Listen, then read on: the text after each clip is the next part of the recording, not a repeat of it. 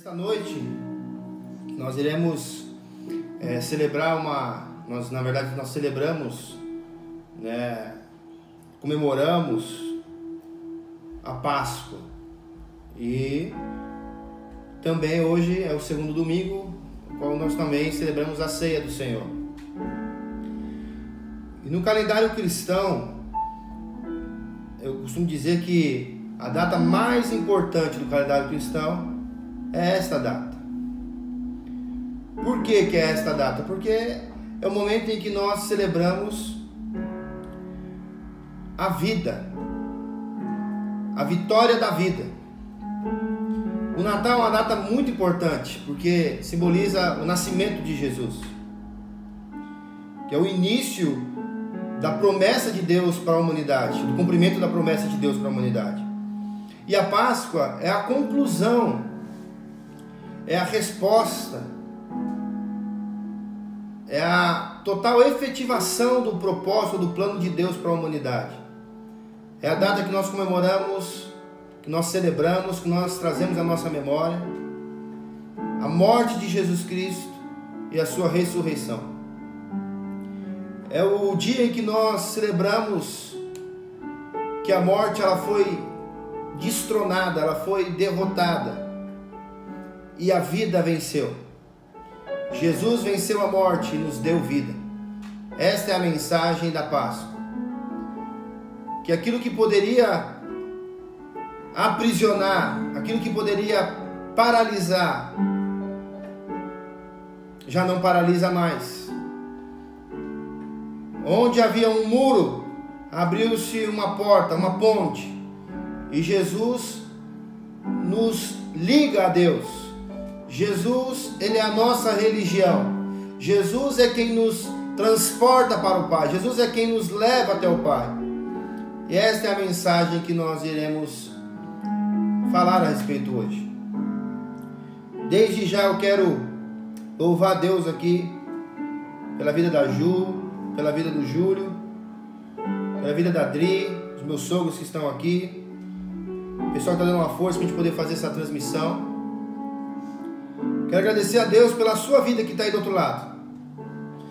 Agradecer a Deus por essa tecnologia que faz você estar próximo de mim em meio a uma epidemia destas, onde nós temos que manter distância, manter um protocolo todo aí que foi estabelecido. Eu quero louvar a Deus porque o Evangelho não para. E conforme a gente sempre fala na igreja, todo momento de crise é um momento onde o Evangelho ele se expande. Em todo momento de grandes crises são momentos onde Deus faz grandes coisas. Será que você pode guardar isso no teu coração hoje?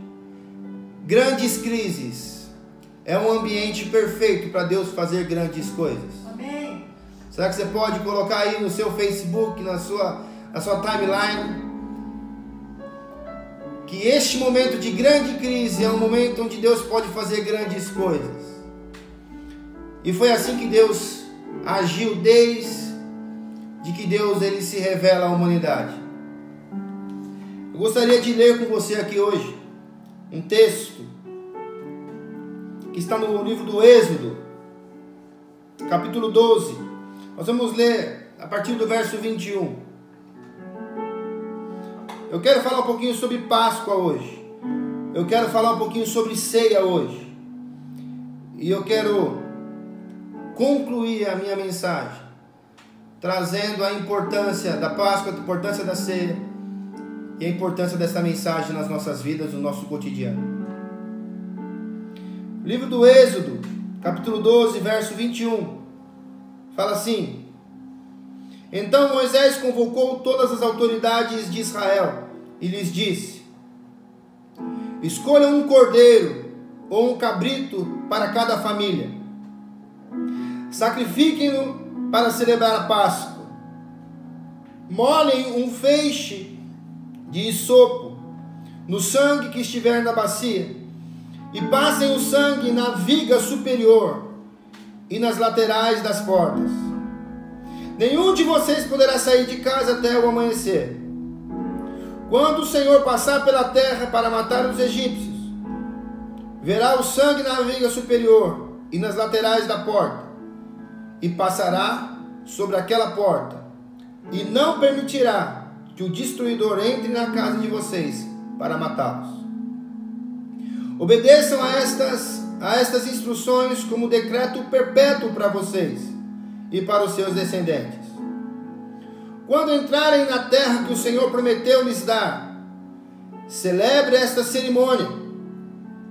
Quando seus filhos lhes perguntarem o que significa essa cerimônia, lhes respondam: é o sacrifício da Páscoa ao Senhor, que passou sobre as casas dos israelitas no Egito e poupou nossas casas quando matou os egípcios.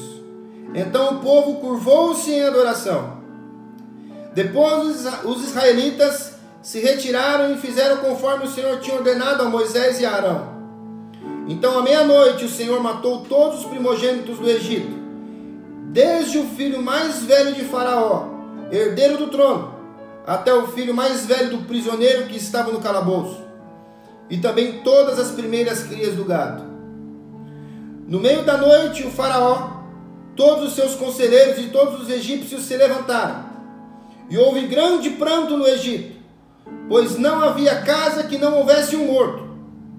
Naquela mesma noite, o Faraó mandou chamar Moisés e Arão e lhes disse: saiam imediatamente do meio do meu povo, vocês e os israelitas. Vão prestar culto ao seu Senhor, como vocês pediram. Levem os seus rebanhos, como tinham dito, e abençoem a mim também. Os egípcios pressionavam o povo para que se apressassem ao sair do país, dizendo: todos nós morreremos. Até aí. Curva a tua cabeça aí na tua casa, onde você está. Vamos orar, vamos falar com Deus. Eterno Deus e Pai, nós estamos na tua presença. Queremos te agradecer, Senhor, porque a tua presença é real, porque o Senhor está vivo e porque o Senhor reina, que o Senhor está com os olhos atentos a nós, que o Senhor está com as suas mãos estendidas em nossa direção, que os teus ouvidos estão, Senhor, atentos ao nosso clamor, e nós clamamos por respostas, nós clamamos, Senhor, pela tua intervenção nos nossos dias. Que o teu Espírito Santo coloque sobre as nossas vidas paz. Que o Espírito Santo coloque sobre as nossas vidas discernimento. E que nós possamos nos alegrar, Senhor, nesta noite. Porque nós não devemos temer mal algum. Porque o Senhor está conosco. Porque o Senhor venceu a morte. E nós te adoramos, ó Pai querido. É em nome de Jesus Cristo que eu oro. E já te agradeço, Pai amado. Amém. E graças a Deus. Igreja, eu acredito que nós precisamos dar uma resposta a um pânico que está sendo instaurado nos nossos dias. Existe até mesmo no meio cristão pessoas se levantando em nome de Deus, causando pânico, causando grande confusão no meio da sociedade, pelo fato simples de não compreender as Escrituras, pelo simples fato de não observar o que as Escrituras estão dizendo. O livro do Êxodo, capítulo 12, que nós acabamos de ler, nós observamos um ato histórico, um ato que marcou a humanidade, onde o povo hebreu, ou os israelitas, estava cativo, estava preso em domínio de Faraó. Eles estavam presos no Egito, eram escravos do Egito. E por diversas vezes Deus havia ordenado que Moisés solicitasse a Faraó que libertasse o seu povo. E Faraó se negou por todas essas vezes. E então, após a 9ª praga, o Senhor vem e fala para que Moisés viesse notificar Faraó, viesse notificar os israelitas, viesse notificar este povo sobre a 10ª praga, que era a execução de todo o primogênito. E então nós entramos exatamente neste período, neste texto. Deus está prestes a decretar ou executar, na verdade executar a sua sentença.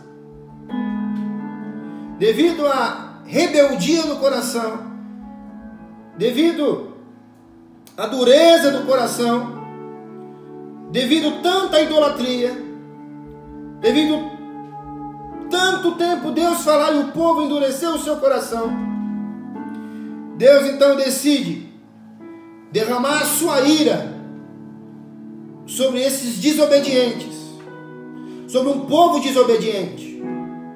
E não é a primeira vez que Deus faz isso. Se você começar a ler a tua Bíblia lá no Gênesis, você vai perceber que Deus fez isso outras vezes. Nós vamos ler a história de Noé, que anunciou a mensagem de Deus, e as pessoas zombaram da mensagem de Deus, as pessoas ignoraram a mensagem de Deus, zombaram do trabalho, zombaram da palavra de Deus, e nós sabemos o que aconteceu, o dilúvio. Então, de maneira não muito diferente, agora Deus, Ele dá a sua palavra a Moisés e pediu para que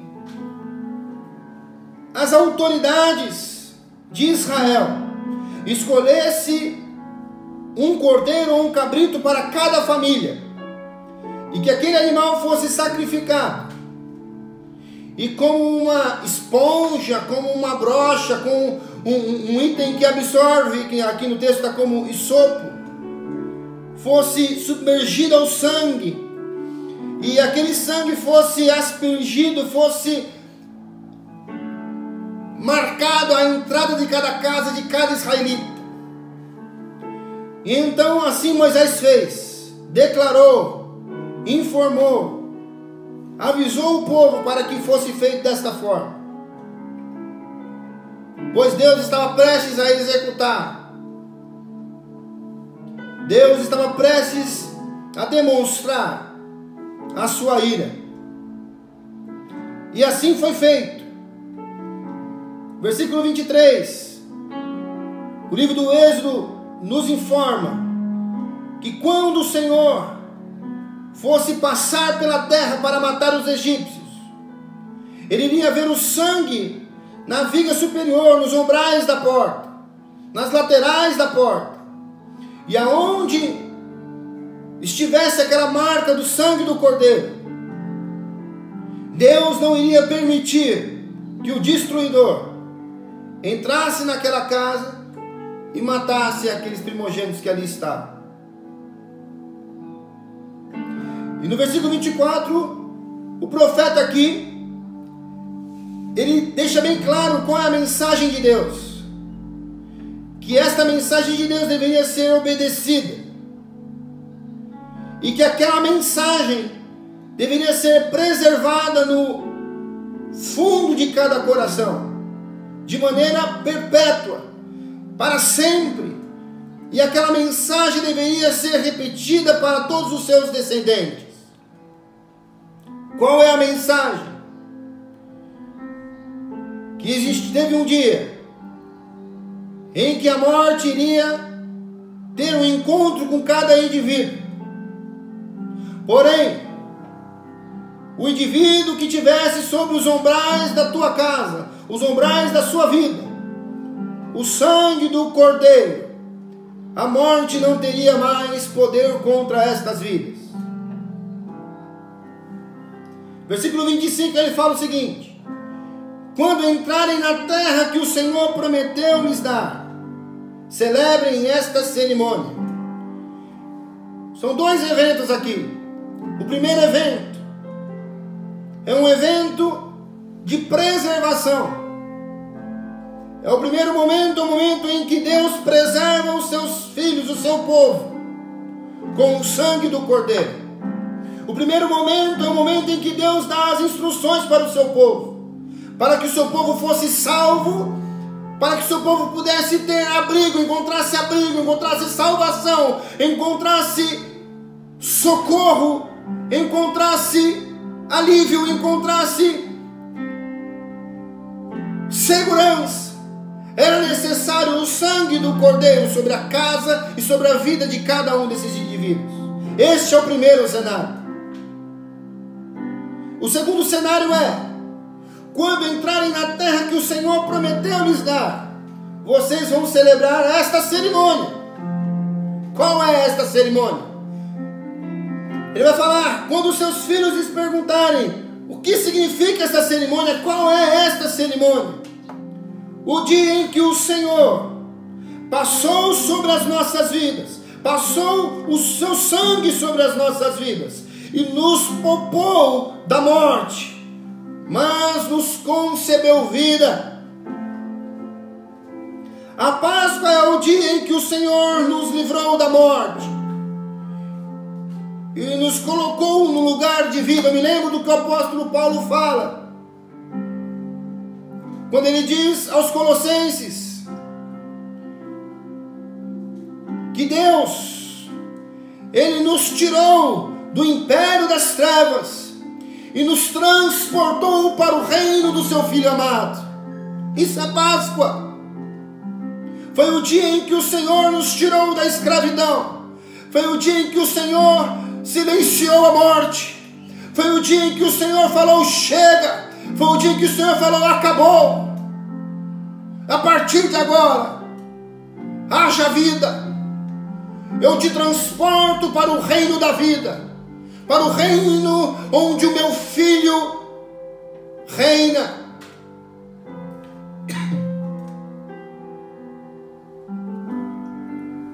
Versículo 27, ele diz assim: responda-lhes: é o sacrifício da Páscoa ao Senhor, que passou sobre as casas dos israelitas no Egito, e poupou nossas casas quando matou os egípcios. Então o povo curvou-se em adoração.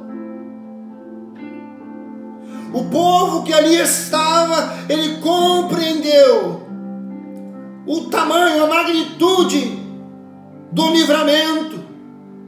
Aquele povo, ele pôde conceber o tamanho do livramento que eles receberam de Deus. Aquele povo, eles entenderam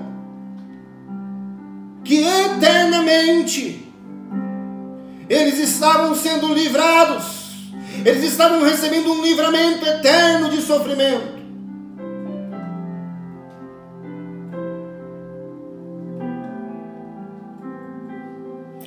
Versículo 29 vai dizer o seguinte: então à meia-noite o Senhor matou todos os primogênitos do Egito, desde o filho mais velho de Faraó,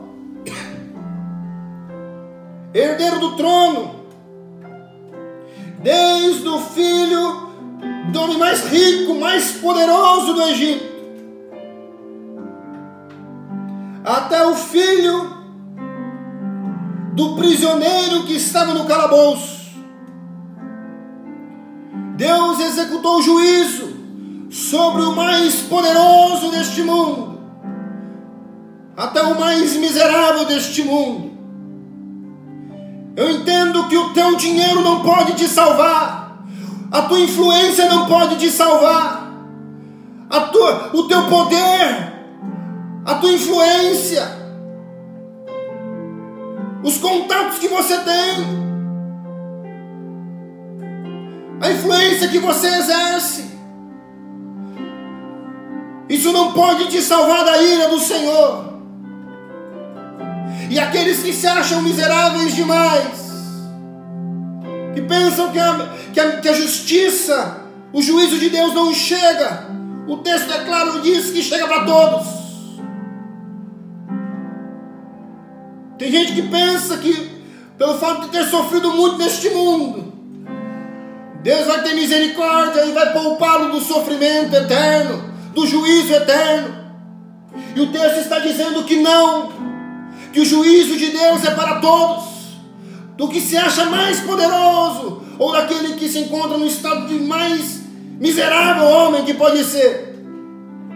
O juízo de Deus alcança todos, chega em todos e é para todos.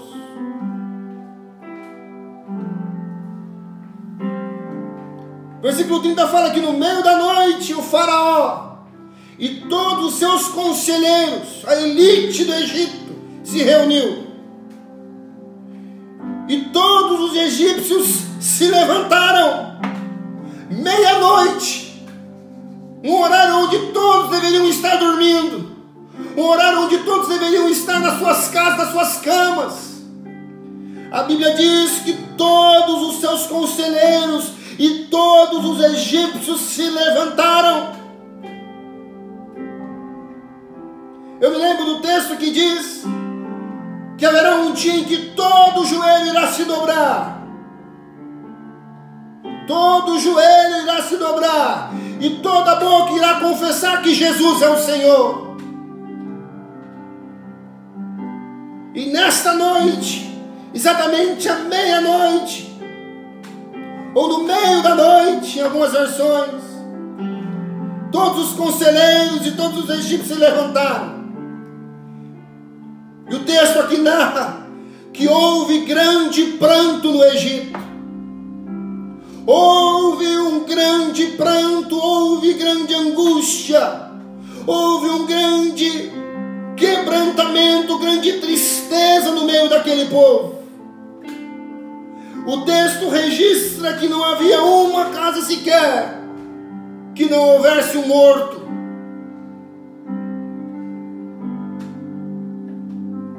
O sentimento que habitava em todas aquelas casas era sentimento de luto, sentimento de morte.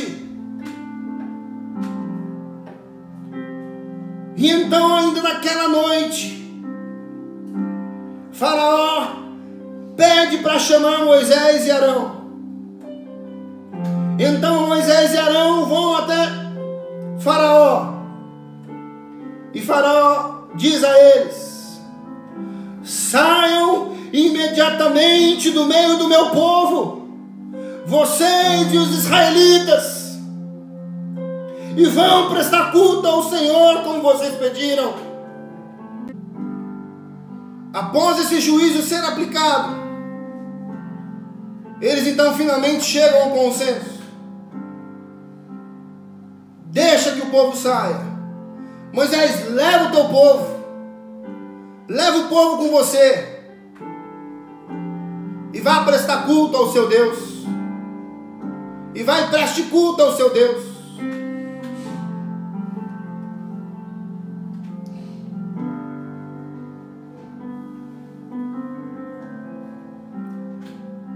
E eles falam o seguinte: e junto com vocês, vocês levam o rebanho de vocês, e me abençoem também. Versículo 33 fala o seguinte: que os egípcios pressionavam o povo para que se apressasse em sair do país, dizendo: todos nós morreremos. Foi o dia em que o povo temeu a Deus. Foi a noite que aquele povo, ele percebeu o poder e o tamanho deste Deus. Eles entenderam que se aquele povo permanecesse mais algum período ali, Deus iria aplicar justiça, um juízo maior.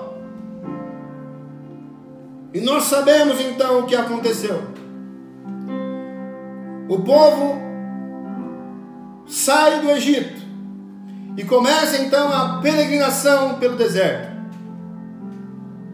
Começa então a jornada do povo de Israel, o povo hebreu, pelo deserto. em rumo à terra prometida, em rumo a Canaã. E eu vou parar por aqui nessa história. Eu vou dar uma pausa aqui nessa história, para nós compreendermos então agora a ceia. Dado então as informações sobre a Páscoa, essa é a mensagem da Páscoa. Foi o dia em que o Senhor tirou o seu povo da frente da morte. Foi o dia em que o Senhor prometeu ao seu povo livramento. Foi o dia em que o Senhor livrou o seu povo da morte eterna. Foi o dia em que o Senhor prometeu ao seu povo um sangue que o livraria da morte. Então esta é a mensagem da Páscoa. E Páscoa, a língua inglesa, nós temos a tradução de passar por cima. Páscoa tem a tradução de passar por cima. E não foi diferente o que Deus fez com o seu povo naquele lugar, aonde estava o sangue do Cordeiro. O Senhor passou por cima. O anjo não entrou naquela casa, passou direto por causa do sangue.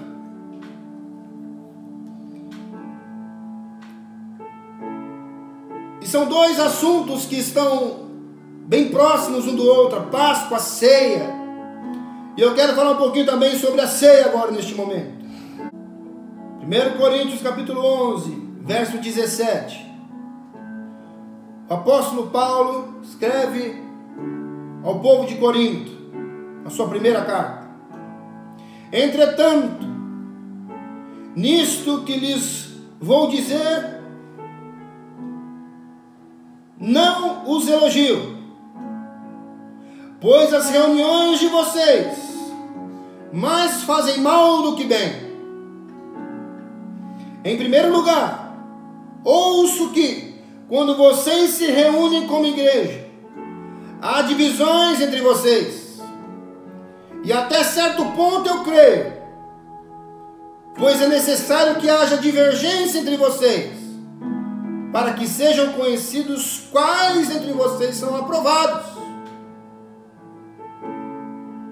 Quando vocês se reúnem, não é para comer a ceia do Senhor, porque cada um come sua própria ceia, sem esperar uns pelos outros.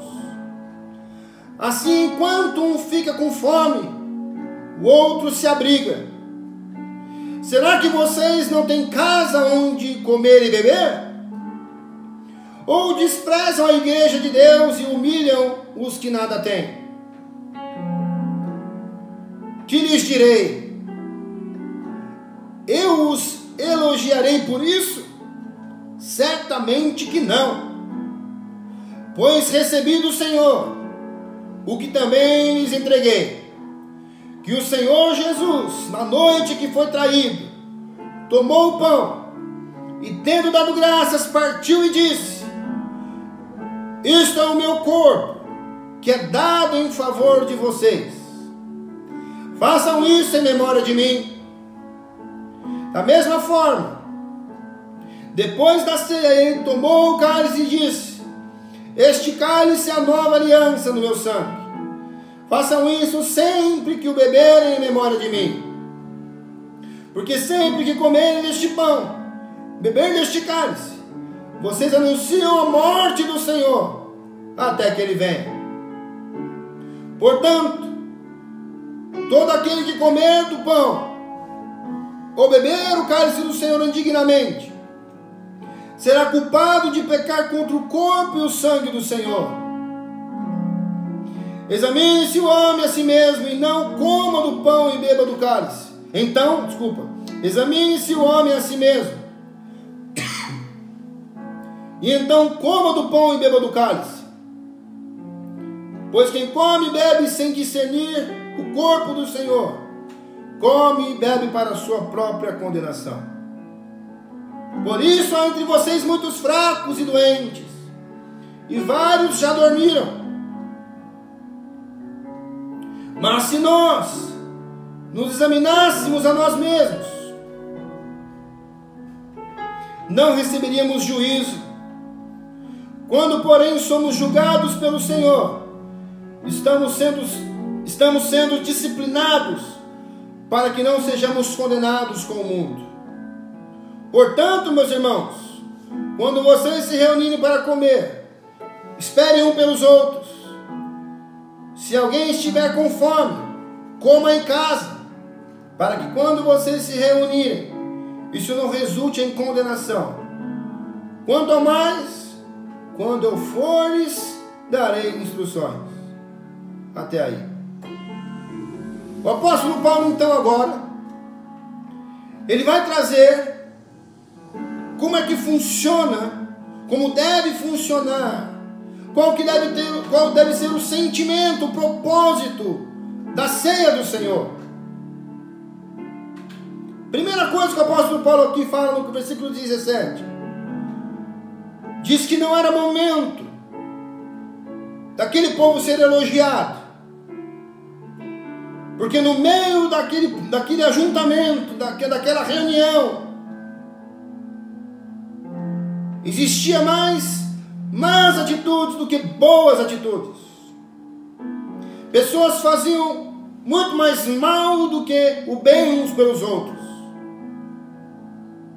Então eu percebo que o momento da ceia do Senhor, o momento do ajuntamento, que o momento de comunhão entre os irmãos, deve ser um momento onde as boas intenções, onde as boas ações devem ser priorizadas. É o momento onde que a boa ação deve dominar as más ações.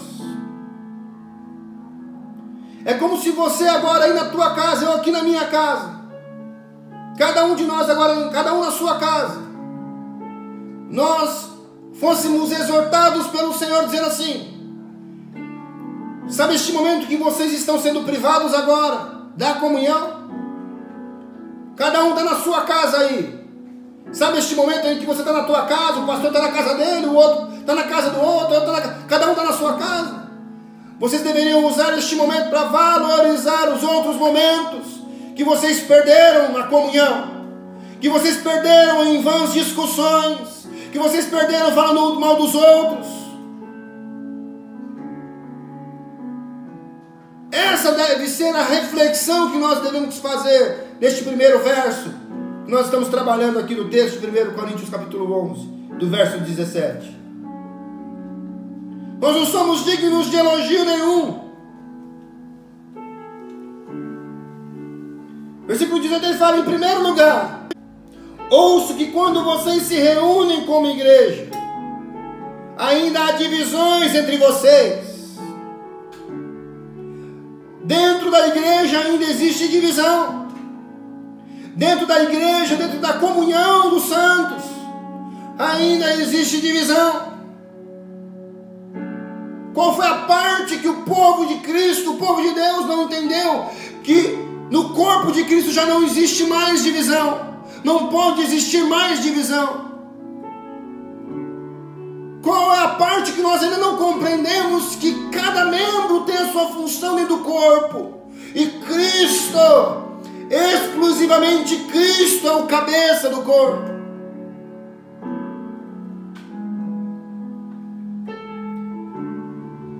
Daí Paulo vai aproveitar este gancho para dizer o seguinte: e até certo ponto eu creio.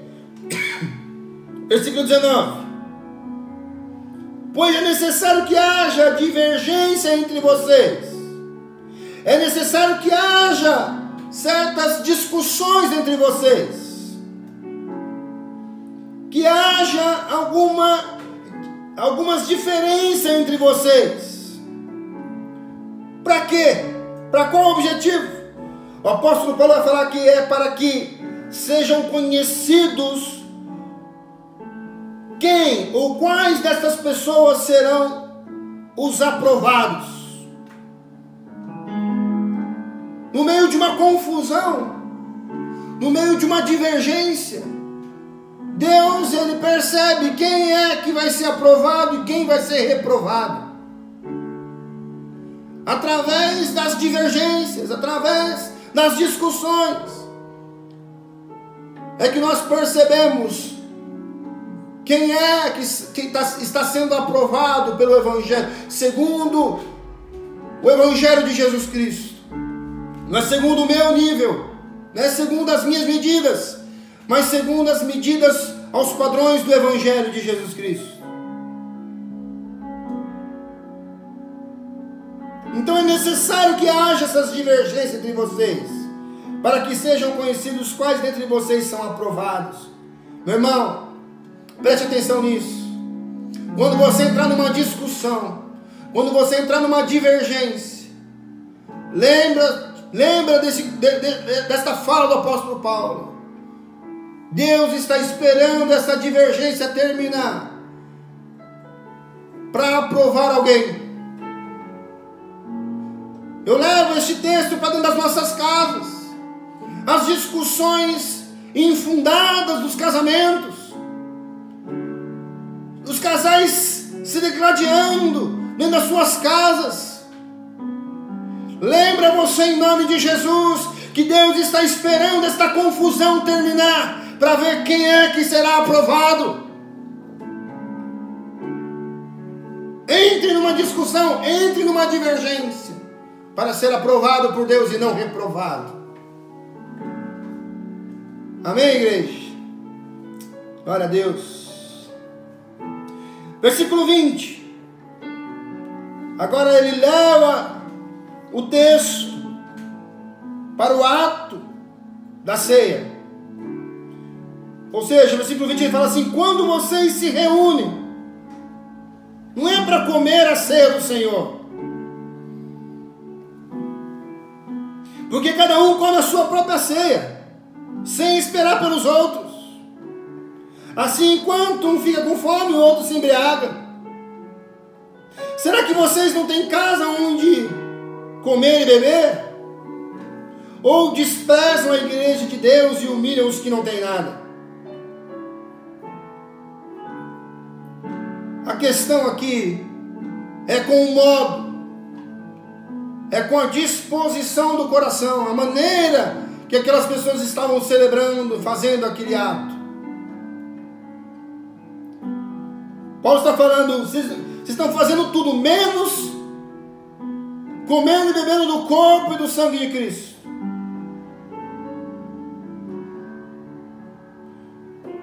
Vocês estão fazendo banquete, comendo, pensando só em vocês mesmos. Você enche a sua barriga, você satisfaz, você se completa, você está de bucho cheio, enquanto existem pessoas com fome do seu lado.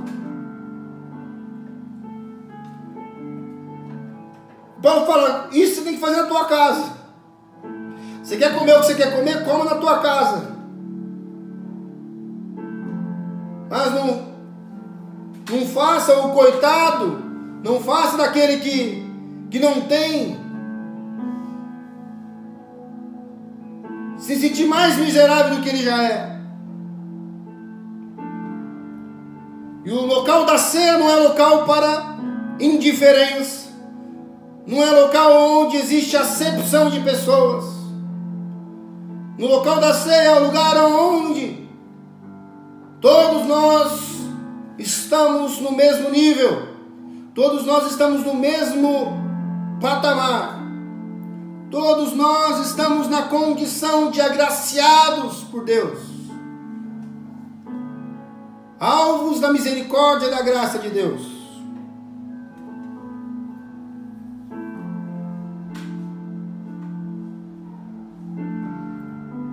Versículo 23, o apóstolo Paulo vai falar o seguinte: eu recebi algo do Senhor, Isso que eu recebi agora também eu entrego a vocês. Que na noite em que o Senhor Jesus foi traído, ele tomou o pão e, tendo dado graças, partiu e disse: este é o meu corpo que é dado em favor de vocês, façam isso em memória de mim. Espera aí. Na noite que Jesus foi traído, Jesus, ele pega o pão e dá graças ao Pai. Eu imagino Jesus sentado na mesa com Judas Iscariotes, com Pedro. Judas estava prestes a traí-lo. Pedro estava prestes a negá-lo. E Jesus, sabendo de todas essas coisas, ele pega o pão e dá graças ao Senhor, ao Pai, a Deus vivo. Eu entendo que o momento da ceia é o momento em que nós devemos dar graças a Deus por todas as coisas. É o momento em que nós devemos agir com um ato de perdão. Jesus, sabendo que ia ser traído, sabendo que ia ser açoitado, que ia ser morto, crucificado, ele pega o pão e dá graças ao Pai. E hoje nós vamos para a igreja, cear, participar da ceia do Senhor, com a cara lavada, cheia de mágoa, cheio de rancor, cheio de maldade, cheio de inveja, cheio de ganância. Este não é o espírito que deve nos rodear diante da vida cristã e diante da ceia do Senhor. O Senhor Jesus, na noite que foi traído, o texto é claro aqui, ó.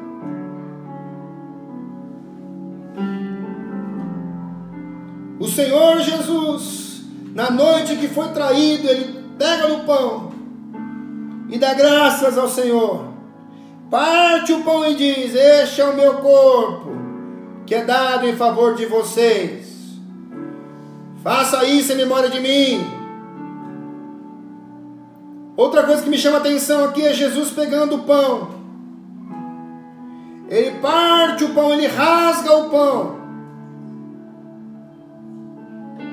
ele partiu o pão e fala o seguinte: este aqui é o meu corpo. Ele pega o pão e parte o pão e fala: isso aqui é o meu corpo que é dado em favor de vocês. Isso aqui é por vocês. E o que ele fala? Façam isso em memória de mim.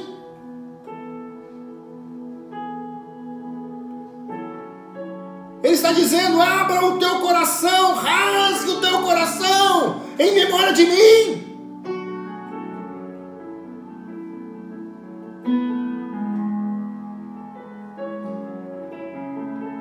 Este sacrifício aqui, ó, que eu estou fazendo por vocês, para salvar vocês. Todas as vezes que vocês se juntarem, todas as vezes que vocês forem se relacionarem, faça isso em memória de mim. É muito mais do que o ato da ceia, é muito mais do que o ato de sentar na mesa, mas é o ato da comunhão, é o ato da convivência, é o ato de viver. Vivam em memória de mim. Hajam em memória de mim. Amem em memória de mim. Se relacionem em memória de mim. E se você acha que isso tem nada a ver, Jesus, ele exemplifica isso quando ele diz assim: eu tive fome e não me deste de comer, eu tive sede e não me deste de beber, Eu tive frio e você não me deu o que vestir. Mas quando, Senhor? Quando foi que eu fiz isso, Senhor? Quando você deixou de fazer a um dos meus pequeninos.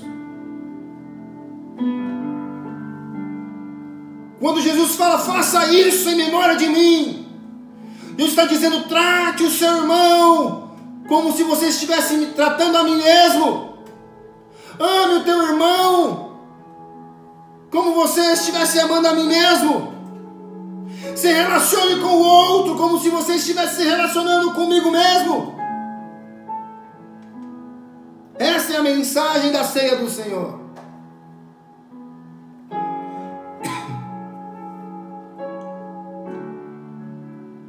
Tendo dado graças, ele partiu o pão e falou, esse aqui é o meu corpo, que eu dou por vocês, em favor de vocês. Faça isso em memória de mim. O ato da ceia não é simplesmente o ato de você pegar o pão e colocar na boca e comer e falar, Senhor, obrigado pelo teu sacrifício, Jesus. O ato da ceia não se resume a isso. O ato da ceia é o momento que nós devemos refletir o que Jesus fez por nós e o compromisso que nós temos para com o próximo. A ceia é um lugar de intimidade. A ceia nos traz uma ideia de liberdade, intimidade, comunhão. Você não traz qualquer pessoa para sentar na tua mesa e participar da ceia junto com os teus filhos. Senta na tua mesa, come da tua comida, geralmente quem você convida. E é isso que Jesus está dizendo. Você precisa incluir pessoas na tua mesa. Você precisa incluir pessoas no teu convívio. Faça tudo isso em memória de mim, Jesus está dizendo. Faça todas essas coisas em memória de mim, Jesus está dizendo.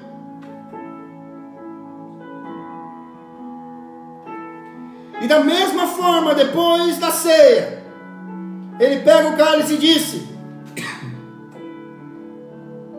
este cálice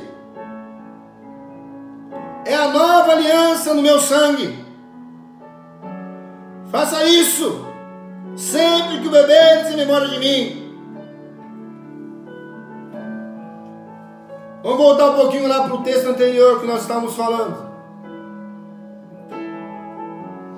E o Senhor disse a Moisés, para que orientasse o povo a passar do sangue nos umbrais da porta, nas laterais da porta.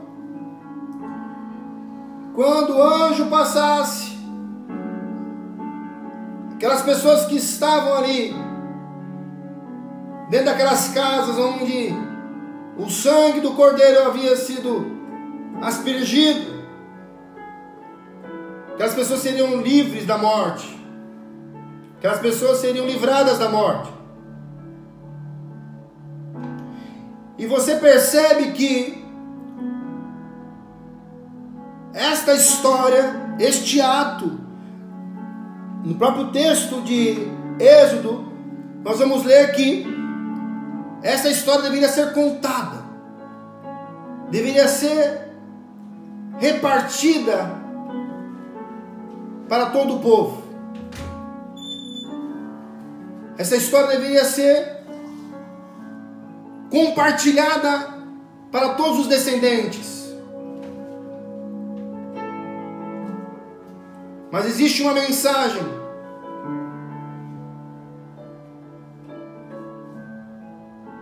que é a mensagem do cumprimento desta profecia. Existe uma mensagem que é o cumprimento, onde Deus Ele concretiza o seu plano, onde Deus Ele finaliza o seu plano maior, que passa a ser salvar outras pessoas. O anjo da morte passou sobre o povo israelita que estava ali no Egito, preso no Egito. E aquelas famílias foram preservadas do anjo da morte. Foi um livramento geográfico, foi um livramento para um povo exclusivo. Mas agora a Bíblia fala de um ato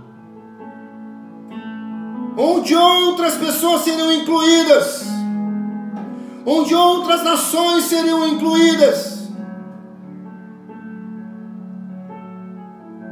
É o ato de Jesus Cristo na cruz do Calvário. É o ato que Jesus executa quando ele vai até o matadouro, quando ele vai até o Gólgota, quando ele vai carregando a sua cruz até o Monte Caveira. Jesus, ele carrega a sua cruz. Jesus carrega a nossa cruz. Jesus carregava os nossos pecados. Jesus levava a nossa história. Jesus levava as nossas transgressões. Jesus levava sobre si as maldições que estavam sobre as nossas vidas. Ele leva até o Calvário. E Jesus então agora faz um pacto. Jesus faz uma nova aliança. Aliança superior a qualquer outra aliança. Aliança definitiva. Aliança que jamais será superada. Aliança que agora conclui todas as coisas. Não foi em vão que ele, em alta voz, ainda disse: Tetelestai, ou seja, está consumado, está feito, está pago. Por isso que ele diz assim, na mesma noite, no versículo 25: depois da ceia tomou o cálice e disse: esse cálice é a nova aliança no meu sangue. A aliança que eu faço com vocês agora não é uma aliança agora baseada nas 10 pragas que eu mandei para o Egito, da minha ira contra aqueles corações endurecidos. Mas agora a aliança que eu faço com vocês, a aliança que Deus faz com você, meu irmão, está no sangue de Jesus, está na morte de Jesus.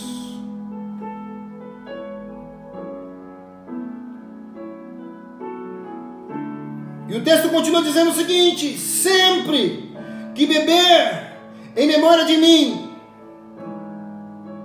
vocês devem fazer isso. Ou seja, faça isso sempre que beber em memória de mim.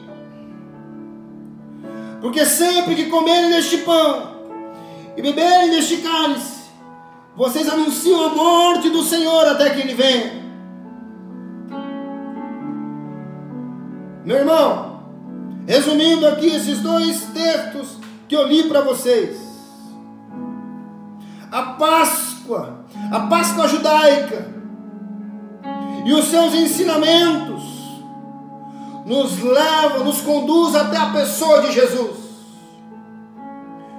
A história da Páscoa serve para que nós pudéssemos reconhecer Jesus, para que nós pudéssemos identificar o Messias, serve para que nós pudéssemos ter a imagem,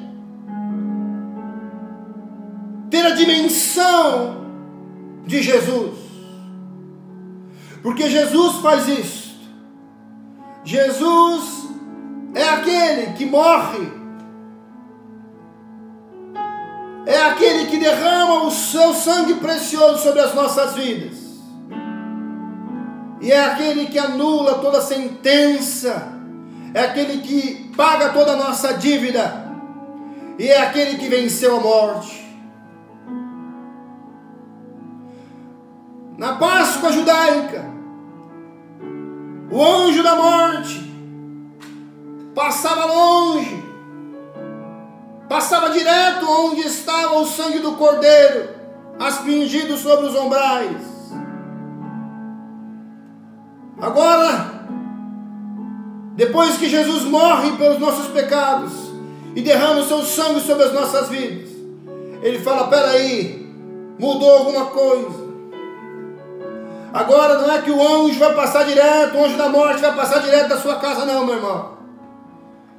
Agora eu mesmo, eu, Jesus Cristo,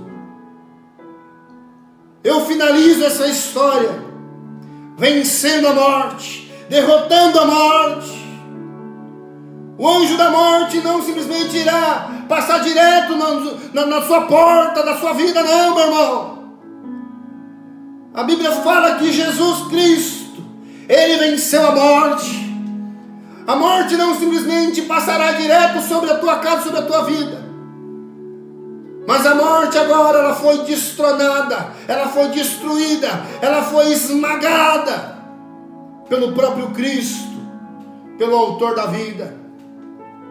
Jesus Cristo não só nos livra da morte, como ele venceu a morte.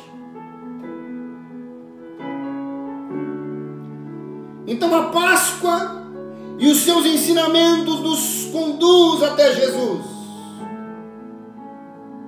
Esta é a Páscoa, este é o significado da Páscoa. A Páscoa, ela vai nos mostrar, vai nos ensinar como identificar o Cordeiro de Deus que tira o pecado do mundo. A Páscoa vai nos dar os elementos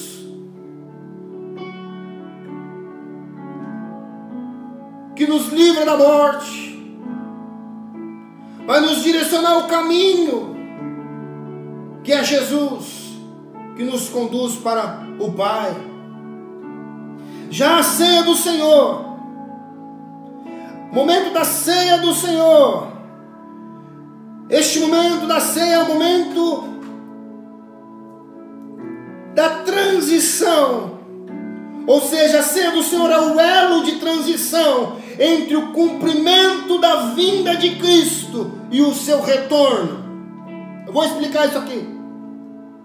A ceia do Senhor, o momento em que nós ceamos, nós refletimos, nós trazemos em nossa memória que Jesus cumpriu a vontade de Deus e que Ele está agora prestes a acabar com tudo isso quando Ele vem para buscar a sua igreja. Então, todas as vezes que nós cearmos, nós estamos anunciando que a morte de Jesus trouxe morte aos nossos pecados, que a ressurreição de Jesus trouxe vida, e vida com abundância diante do Pai. Em outras palavras, todas as vezes que ceamos, anunciamos a morte de Jesus e a sua ressurreição.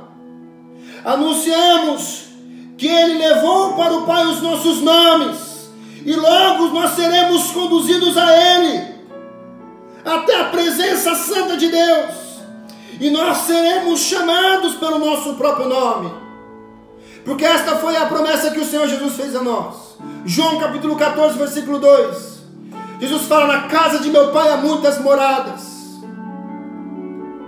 e eu vou preparar lugar para vocês. Na casa de meu Pai há muitas moradas. Se não fosse assim, eu não teria dito: eu vou preparar-vos lugar. A ceia é o momento de nós lembrarmos disso. Jesus cumpriu todas as profecias e está prestes a nos buscar, a buscar o seu povo. A ceia, ela nos mostra essa transição entre o cumprimento da segunda vinda ao cumprimento da primeira vinda com o cumprimento da segunda vinda. O cumprimento das profecias que já aconteceram, e com agora a promessa que nós temos, que Ele vai vir buscar as nossas vidas. Quando nós celebrarmos É isso que nós devemos trazer à nossa memória. É isso que nós devemos trazer em nossa mente. O Senhor Jesus cumpriu todas as suas profecias, todas as profecias que haviam sido ditas que Ele viria. E agora nós estamos neste momento de transição entre a primeira vinda e a segunda vinda de Jesus, que irá buscar a sua igreja, a sua noiva. E para mim encerrar aqui esta mensagem, eu gostaria de simplificar aqui a mensagem para vocês.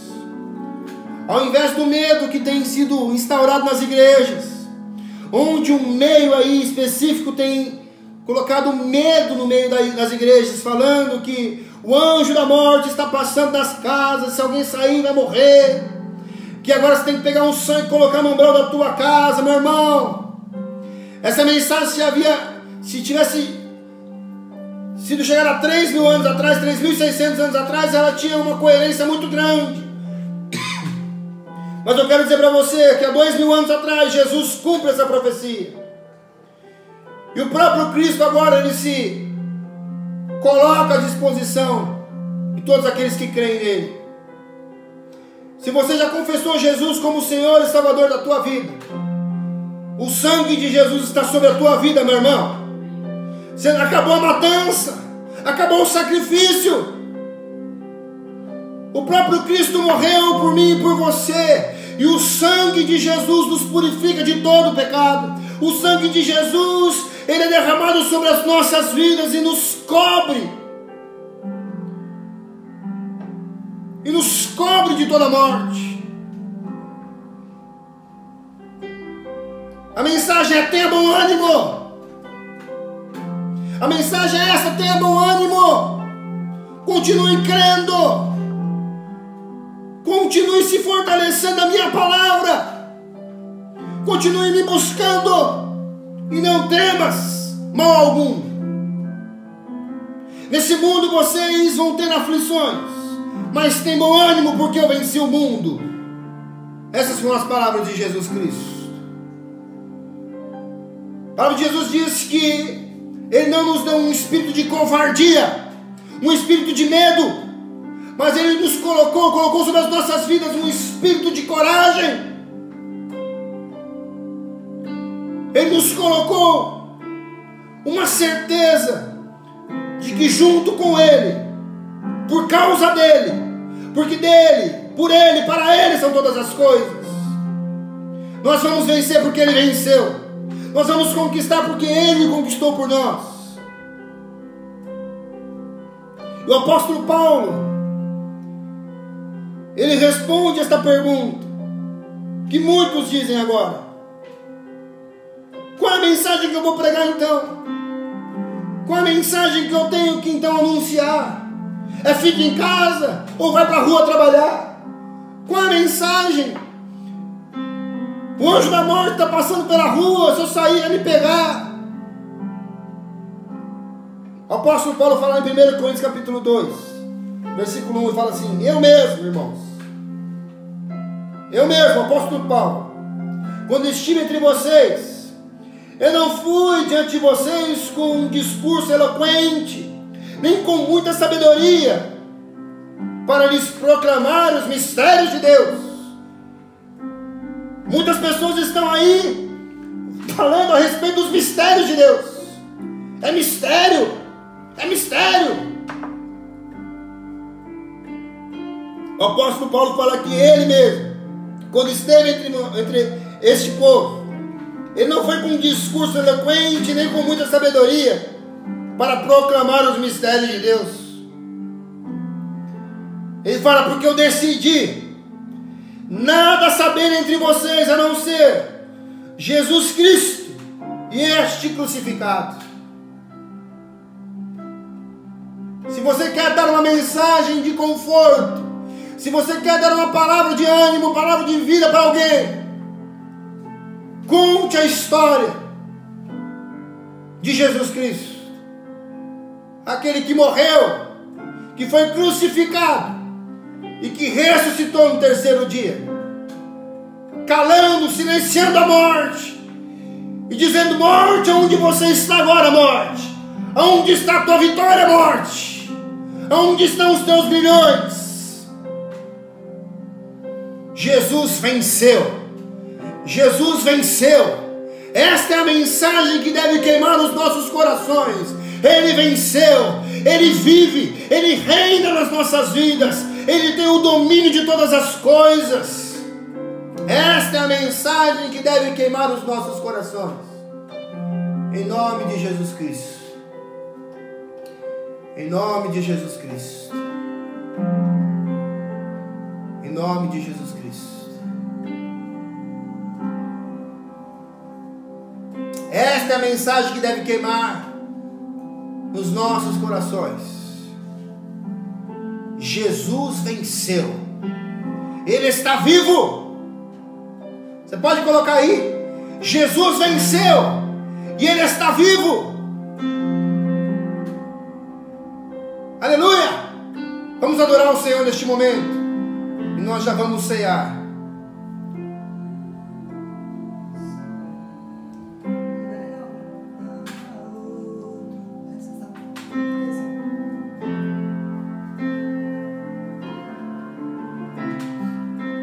Vamos adorar o Senhor.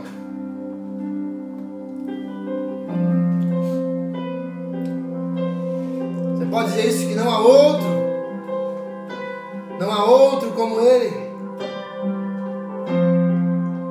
Ele é soberano, Ele é fiel. Aleluia, Jesus. Não há outro como tu,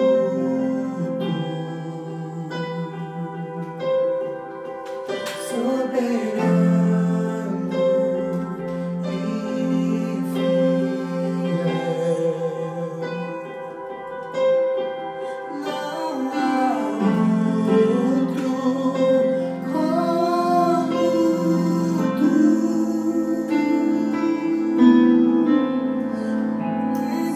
Sobre a terra e céu, és o Alfa, o Ômega, início e fim, és o ar que eu respiro, tudo pra mim fiel. Não há outro como tu, reina sobre a terra e céus. És o Alfa e o Ômega, início e o fim. És o ar que eu respiro, tudo pra mim. Tu és Jesus. Tu és Jesus. És o Alfa e o Ômega, início e fim. És o ar que eu respiro, tudo pra mim. Tu és Jesus. Tu és Jesus.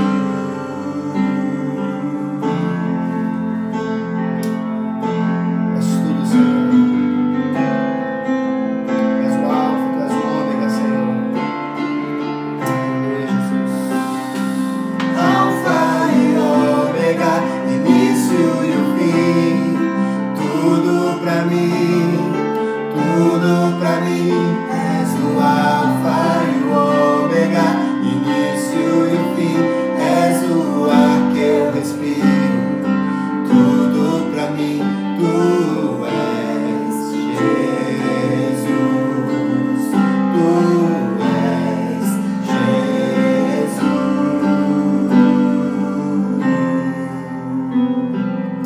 Nós te damos graças, Senhor. Nós bendizemos o Teu santo nome, ó Pai. Nós te agradecemos, Senhor, porque a Tua vitória, Senhor, nos faz sermos vitoriosos. A Tua vitória, Senhor, na cruz do Calvário, nos faz estar assentados nas regiões espirituais. Foi a tua vitória, Jesus, no Calvário, que nos possibilitou, Senhor, estarmos assentados nas regiões celestiais, orarmos com Deus, ter paz para com Deus, sermos justificados por Ti, Senhor. Nós te agradecemos, Senhor, pelo Teu sacrifício, pelo Teu amor, pela Tua misericórdia, Senhor. Nós te damos graça, Senhor, bendizemos o Teu santo nome. E nesta noite, Senhor, em espírito, eu me uno aqui com os meus irmãos, ó Pai querido, junto com a Tua igreja, Senhor, está espalhada, Senhor querido, sim, por este bairro, por essa cidade, por este país e pelo mundo, Senhor. Quantos cristãos estão agora, ó Pai querido, em Tua presença, Senhor querido, e eu me uno a este povo, eu me uno, Senhor, a este, Senhor, grupo de pessoas ao qual o Senhor não se curvou diante destes deuses, mas tem confessado o Teu nome, Senhor, tem crido, Senhor, na Tua suficiência, ó Pai querido. E nós estamos aqui, Senhor, para celebrarmos a ceia do Senhor, para rasgarmos este pão, Senhor, e dizer, Pai querido, que isso que nós fazemos em memória Tua, Senhor, em Tua memória, Senhor, que nós fazemos isso. E nós iremos fazer isso, Senhor, porque nós estamos neste período de transição, Pai querido, desde o momento em que o Senhor cumpriu a promessa, Senhor, de morrer por nós, até, Senhor, ser concretizado o momento em que o Senhor virá buscar a Tua igreja. Enquanto isso não acontece, nós partimos o pão, Senhor, assim como o Senhor nos orienta, e nós repartimos aqui entre nós. Você na tua casa, você que é salvo, você que confessou Jesus como Senhor e Salvador, pegue do pão neste momento. Pega o pão neste momento, e você vai partir o pão neste momento. E você vai repartir com o seu irmão aí. Se já está repartido o teu pão, divide com o teu irmão aí, troca com ele. Quero fazer isso aqui com os meus irmãos.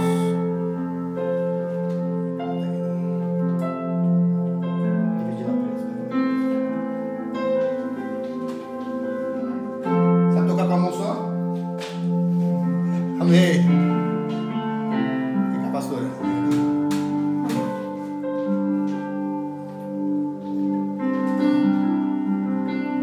Aleluia, Jesus.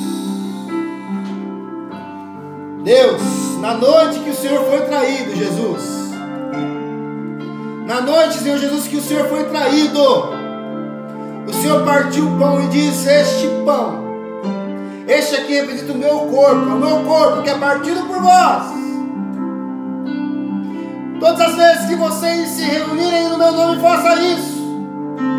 Eu estou aqui, Senhor, com o povo, com a minha família, com os meus irmãos, e ligado, Senhor, com muitos outros irmãos. E nós dizemos essa noite, ó Pai querido, isso, Senhor, é em Tua memória, Deus. Nós partimos, nós comemoramos, nós celebramos, ó Pai querido, este momento em Tua memória, Deus, ó Cristo Jesus. E nós fazemos isso, ó Pai querido, em Tua memória. E nós repetiremos enquanto o Senhor não nos vier buscar, Senhor. Enquanto o Senhor não vem, Senhor, nos buscar, nós vamos repetir este ato, Senhor, até o Senhor vir nos buscar. Igreja do Senhor, pega o pão aí.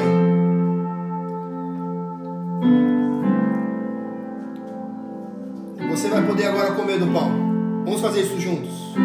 Coma do pão.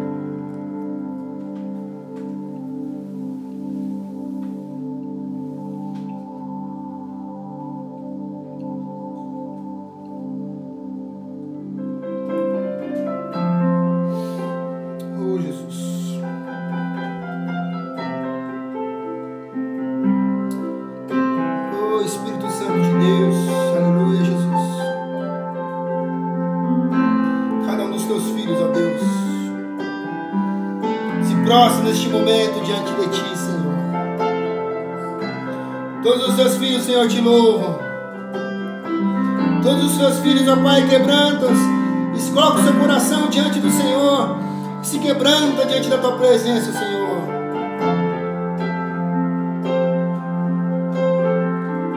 Nunca se viu um Deus como este. Nunca se viu um Deus como este, Senhor.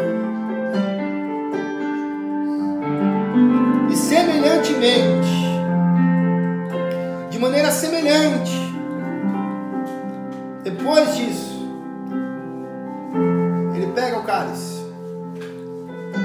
Para este cálice representa uma nova aliança, que agora eu faço no meu sangue. Este cálice representa o cálice da nova aliança. Eu faço uma nova aliança com vocês. E essa aliança, ela é inquebrável, inviolável, porque foi feita no sangue de Jesus. Jesus morreu uma vez. Jesus morreu uma vez pelos meus pecados e pelos seus pecados.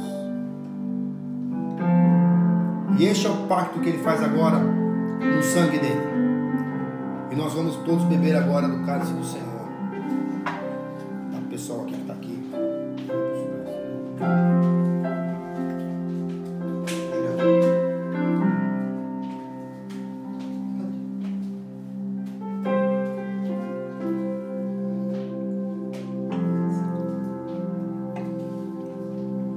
Este é o cálice da nova aliança que Cristo fez no seu sangue. Pega aí agora na tua casa aí o cálice. Nós sabemos que isso aqui é representativo. Isso aqui representa o sangue de Jesus, que foi derramado por mim e por você. Isso aqui representa o sacrifício de Jesus na cruz do Calvário. Só que representa a garantia que nós temos da nossa salvação. Porque nós não fomos salvos pelas nossas obras, mas nós alcançamos a nossa salvação através deste ato de Jesus Cristo. Do ato de Jesus derramar o seu sangue. E nós confessamos Jesus como o Senhor das nossas vidas, como o nosso Salvador, como o único suficiente Salvador das nossas vidas. E nós falamos: Senhor, este cálice me representa, Senhor. Este cálice te representa e me representa. Eu entendo que o teu sangue foi derramado sobre a minha vida. E com isto, Senhor, o Senhor me deu vida. E vida abundante. Vamos todos beber do cálice nesse momento.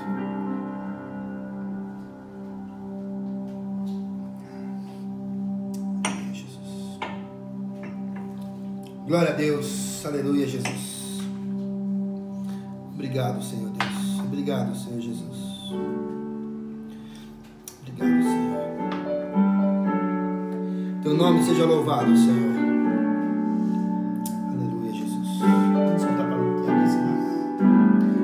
Agora um louvor para poder encerrar essa transmissão. Eu espero que Deus tenha falado ao teu coração nessa noite. Eu espero que Deus tenha esclarecido algumas coisas dentro da tua vida aí hoje, que você possa ter sido edificado pela palavra de Deus. Esse é o desejo do meu coração para você, é que a palavra de Deus possa trazer luz para o seu caminho. Abandone, lance fora todo medo. Lança fora em nome de Jesus todo medo, tudo aquilo que tem, sabe, sido lançado sobre a tua vida, sobre a tua casa, sobre a tua família. Lança fora em nome de Jesus. E declare hoje em nome de Jesus que nenhuma praga, nenhum mal alcançará a tua casa. Não porque você é bom, não porque você é poderoso, mas porque o sangue de Jesus é